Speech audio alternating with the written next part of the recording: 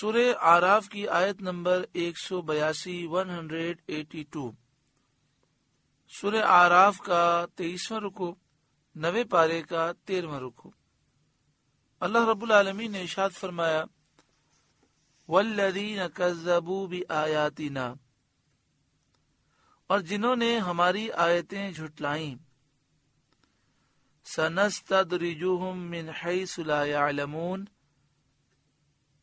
ان قریب ہم انہیں آہستہ آہستہ عذاب کی طرف لے جائیں گے جہاں سے انہیں خبر نہ ہوگی۔ یعنی جو کافر ہیں، اللہ کی آیتوں کے منکر ہیں، بتدریج وہ عذاب کی طرف جائیں گے، ہلاکت اور بربادی کی طرف جائیں گے، اور وہاں سے عذاب آئے گا جہاں سے ان کو خبر بھی نہ ہوگی۔ ہر کافر موت کی طرف رواں دواں ہے، اور اچانک وہ موت کا شکار ہوتا ہے، سارا غرور و تکبر اس کا خاک میں مل جاتا ہے۔ وَأُمْلِي لَهُمْ، اور میں انہیں ڈھیل دوں گا۔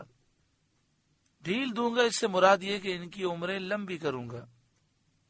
ان کیدی متین، بے شک میری خفیہ تدبیر بہت پکی ہے، اور میری گرفت بہت سخت ہے۔ اولم یتفکروا ما بصاحبہم من جنہ، کیا سوچتے نہیں کہ ان کے صاحب کو جنون سے کچھ تعلق نہیں، کچھ علاقہ نہیں۔ ان ہوا الا نذیر مبین، وہ تو صاف ڈر سنانے والے ہیں۔ اس کا شان نزول یہ ہے کہ جب نبی کریم صلی اللہ علیہ وآلہ وسلم نے کوہ صفا پر چڑھ کر رات کے وقت قبیلے کو پکارا اور فرمایا کہ میں تمہیں اللہ کے عذاب سے ڈرانے والا ہوں، اور آپ صلی اللہ علیہ وآلہ وسلم نے انہیں اللہ کا خوف دلایا اور پیش آنے والے حوادث کا ذکر فرمایا، تو ان میں سے کسی نے آپ کی طرف جنون کی نسبت کی۔ اس پر یہ آیت کریمہ نازل ہوئی اور فرمایا گیا کیا انہوں نے تفکر اور تأمل سے کام نہ لیا اور عاقبت اندیشی اور دور بینی بالکل بالائے طاق رکھ دی، اور یہ دیکھ کر کہ سید عالم صلی اللہ علیہ وسلم اقوال و افعال میں ان کے مخالف ہیں، اور دنیا اور اس کی لذتوں سے آپ نے منہ پھیر لیا ہے، آخرت کی طرف متوجہ ہیں، اللہ تعالیٰ کی طرف دعوت دینے اور اس کا خوف دلانے میں رات دن مشغول ہیں، ان لوگوں نے آپ کی طرف جنون کی نسبت کر دی، یہ ان کی غلطی ہے۔ تو اس میں فرمایا گیا کہ انہوں نے غور و فکر نہ کیا کہ محبوب کریم صلی اللہ علیہ وآلہ وسلم کا جنون سے کوئی تعلق نہیں ہے، آپ تو صاف ڈر سنانے والے ہیں، آخرت کی طرف توجہ فرماتے ہیں، اللہ کی طرف بلاتے ہیں، اللہ کا خوف دلاتے ہیں، دن رات اس میں مشغول ہیں، دنیا کی لذتوں سے آپ نے منہ پھیرا ہوا ہے، آپ ان کافروں کے جیسے اقوال سے اور افعال سے دور ہیں۔ تو ان لوگوں نے یہ ساری چیزیں نہ دیکھیں اور غور و فکر نہ کیا، اور حضور پر یہ الزام لگا دیا کہ آپ کو جنون ہو گیا ہے۔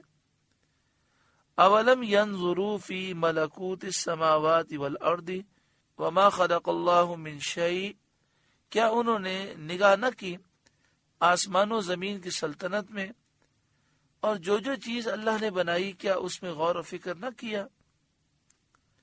ان سب میں اللہ کی وحدانیت اور کمال حکمت اور قدرت کی روشن دلیلیں ہیں۔ وَأَنْ عَسَىٰ أَنْ يَكُونَ قَدِ اقْتَرَبَ أَجَلُهُمْ، اور یہ کہ شاید ان کا وعدہ نزدیک آ گیا ہو اور وہ کفر پر مر جائیں اور ہمیشہ کے لیے جہنمی ہو جائیں۔ ایسے حال میں عقل مند پر ضروری ہے کہ وہ سوچے سمجھے، دلائل پر نظر کرے۔ فَبِأَيِّ حَدِيثٍ بَعْدَهُ يُؤْمِنُونَ، تو اس کے بعد اور کون سی بات پر یقین لائیں گے؟ یعنی قرآن پاک کے بعد اور کوئی کتاب آنے والی نہیں، اور سید عالم صلی اللہ علیہ وآلہ وسلم کے بعد اور کوئی نیا رسول آنے والا نہیں جس کا انتظار ہو، کیونکہ آپ خاتم الانبیاء ہیں، آخری نبی اور رسول ہیں۔ تو اب اس کے بعد یہ کس کا انتظار کر رہے ہیں؟ کون سی بات پر یقین لائیں گے؟ مَن یضلل اللہ فلا ہادی لہ، جسے اللہ گمراہ کرے اسے کوئی راہ دکھانے والا نہیں۔ اللہ ہمیں گمراہی سے محفوظ فرمائے۔ وَيَذَرُهُمْ فِي طُغْيَانِهِمْ يَعْمَهُونَ، اور انہیں چھوڑتا ہے کہ اپنی سرکشی میں بھٹکا کریں۔ يَسْأَلُونَكَ عَنِ السَّاعَةِ، آپ سے قیامت کے بارے میں سوال کرتے ہیں۔ ایان مرساہا، کہ وہ کب کو ٹھہری ہے، قیامت کب آئے گی۔ شان نزول حضرت عبداللہ بن عباس رضی اللہ تعالی عنہما سے مروی ہے، یہودیوں نے نبی کریم صلی اللہ علیہ وآلہ وسلم سے کہا تھا کہ اگر آپ نبی ہیں تو ہمیں بتائیے کہ قیامت کب قائم ہوگی، کیونکہ ہمیں اس کا وقت معلوم ہے۔ اس پر یہ آیت کریمہ نازل ہوئی، قل انما علمها عند ربی، آپ فرمائیے اس کا علم تو میرے رب کے پاس ہے۔ لا یجلیہا لوقتہا الا ہو، اسے وہی اس کے وقت پر ظاہر کرے گا۔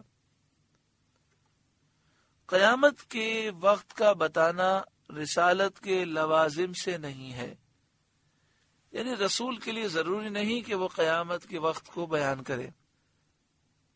اے یہودیوں، جیسا کہ تم کہتے ہو کہ رسول کے لیے قیامت کا وقت بتانا ضروری ہے، ایسی بات نہیں ہے۔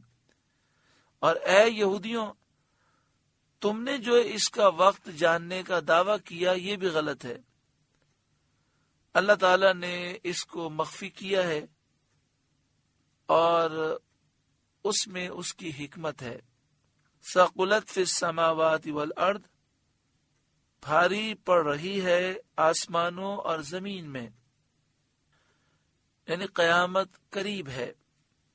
لا تأتیکم الا بغتہ، تم پر نہ آئے گی مگر اچانک۔ یسألونک کأنک حفی عنہا، تم سے ایسا پوچھتے ہیں گویا تم نے اسے خوب تحقیق کر رکھا ہے۔ قل انما علمها عند اللہ، اے محبوب آپ فرمائیے اس کا علم تو اللہ ہی کے پاس ہے۔ ولیکن اکثر الناس لا یعلمون، لیکن بہت لوگ جانتے نہیں۔ بہت سے لوگ یہ نہیں جانتے کہ قیامت کے وقت کو پوشیدہ رکھنے میں کیا حکمت ہے۔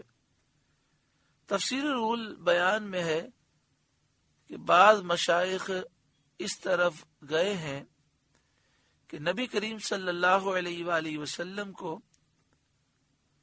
با اعلام الہی وقت قیامت کا علم ہے، یعنی اللہ تعالی نے اپنے محبوب کو قیامت کے وقت کا علم دیا ہے۔ قل لا املک لنفسی نفعا ولا ضرا الا ما شاء اللہ، اے محبوب آپ فرمائیے میں اپنی جان کے بھلے برے کا خود مختار نہیں مگر جو اللہ چاہے۔ غزوہ بنی مستلق سے واپسی کے وقت راستے میں تیز ہوا چلی، چوپائے بھاگے تو نبی کریم صلی اللہ علیہ وآلہ وسلم نے خبر دی کہ مدینہ طیبہ میں رفاعہ کا انتقال ہو گیا، اور یہ بھی فرمایا کہ دیکھو میری اونٹنی کہاں ہے۔ عبداللہ بن ابی منافق اپنی قوم سے کہنے لگا ان کا کیسا عجیب حال ہے، کہ مدینے میں مرنے والے کی تو خبر دے رہے ہیں اور اپنی اونٹنی معلوم ہی نہیں کہ کہاں ہے۔ سید عالم صلی اللہ علیہ وآلہ وسلم پر اس کا یہ قول بھی مخفی نہ رہا۔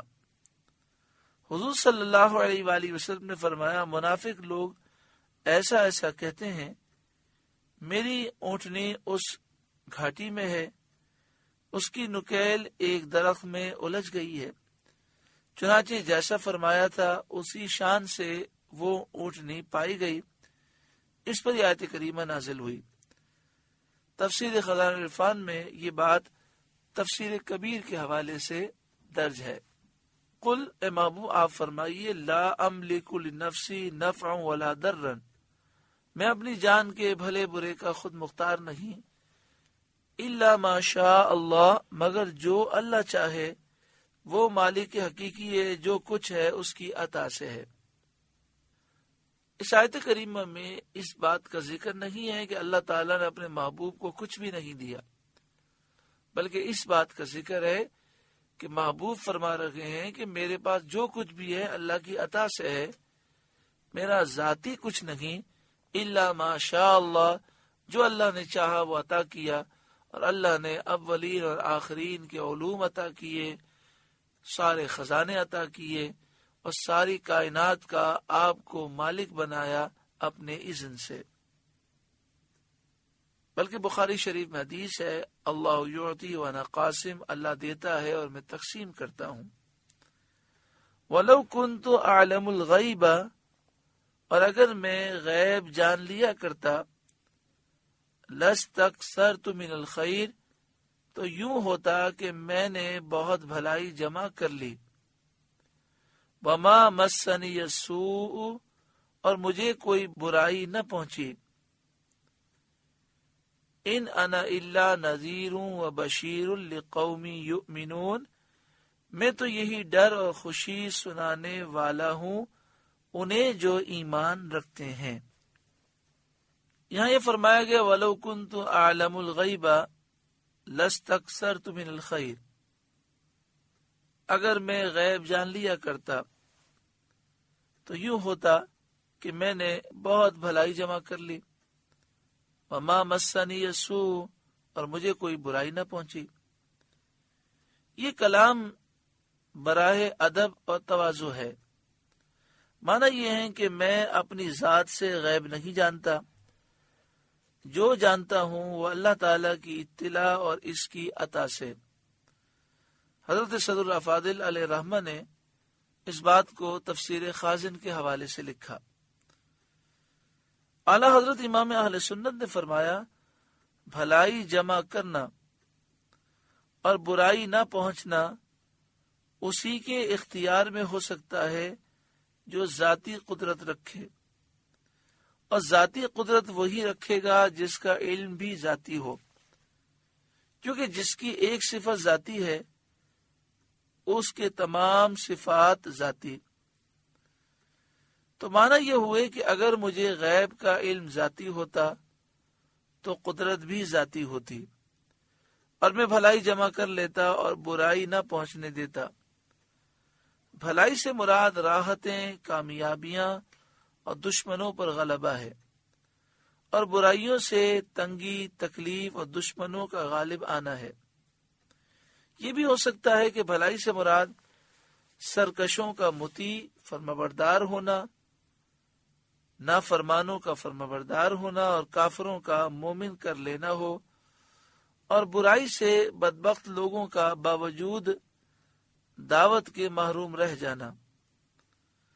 تو حاصل کلام یہ ہوگا کہ اگر میں نفع و ضرر کا، نفع نقصان کا ذاتی اختیار رکھتا تو اے منافقین اور اے کافروں، تم سب کو مومن کر ڈالتا، اور تمہاری کفری حالت دیکھنے کی تکلیف مجھے نہ پہنچتی۔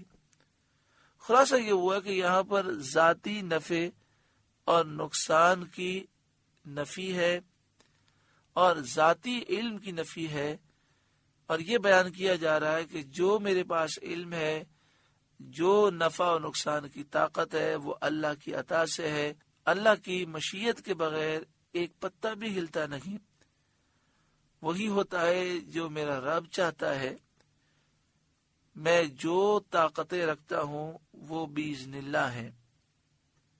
یہاں پہ فرمایا ان انا الا نذیر، میں تو ڈر سنانے والا ہوں، یعنی کافروں کو میں ڈر سناتا ہوں کہ اے کافروں، اللہ تعالیٰ کی بارگاہ میں توبہ کرو ورنہ تم تباہ و برباد ہو جاؤ گے۔ سورہ اعراف کا 23واں رکوع مکمل ہوا۔ اللہ رب العالمین اس رکوع کے نور سے ہمارے قلوب کو روشن فرمائے۔